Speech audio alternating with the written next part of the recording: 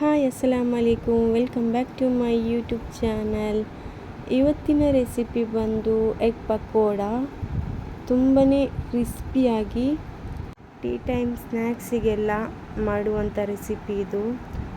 Onion pakoda ತಿಂದು bore ಆಗಿದ್ದವರಿಗೆ ಈ ಥರ ಒಮ್ಮೆ ಟ್ರೈ ಮಾಡಿ ನೋಡಿ, ತುಂಬಾ ರುಚಿಯಾಗಿ ಬರ್ತದೆ.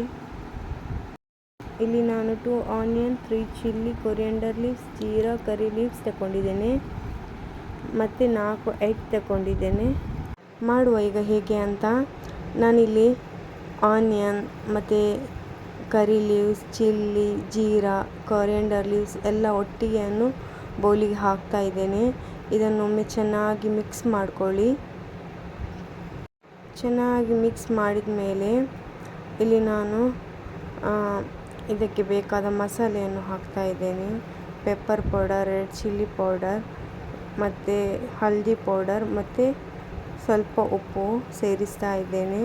ಇಲ್ಲಿ ನಾವು 1 ಕಪ್ ಆಗುವಷ್ಟು ಕಡಲೆ ಹಿಟ್ಟನ್ನು ಸೇರಿಸ್ತಾ ಇದ್ದೇನೆ. ಚೆನ್ನಾಗಿ ಒಮ್ಮೆ ಮಿಕ್ಸ್ ಮಾಡ್ಕೊಳ್ಳಿ.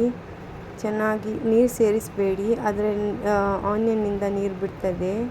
ಚೆನ್ನಾಗಿ ಒಮ್ಮೆ ಮಿಕ್ಸ್ ಮಾಡಿಕೊಂಡು, ಈಗ ನೋಡಿ ಈ ಥರ ಆಗಿದೆ.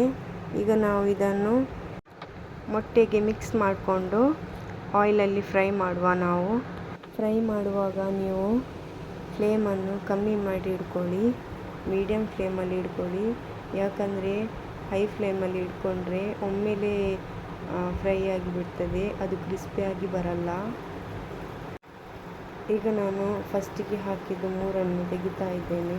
ಇಲ್ಲಿ ಸ್ವಲ್ಪ ಫ್ರೈ ಆಗ್ತಾ ಬಂದಿದೆ ಆಲ್ರೆಡಿ. ಇದು ತೆಗಿತಾ ಇದ್ದೇನೆ ನೋಡಿ. ಇಷ್ಟು ಇದಾದರೆ ಸಾಕು ಫ್ರೈ ಆದರೆ. ಈ ರೆಸಿಪಿ ಇಷ್ಟ ಆಗಿದ್ದರೆ ಪ್ಲೀಸ್ ಒಂದು ಲೈಕ್ ಕೊಡಿ ಮತ್ತು ಸಬ್ಸ್ಕ್ರೈಬ್ ಮಾಡಿ ಮತ್ತು ಶೇರ್ ಮಾಡಿ. Thank you.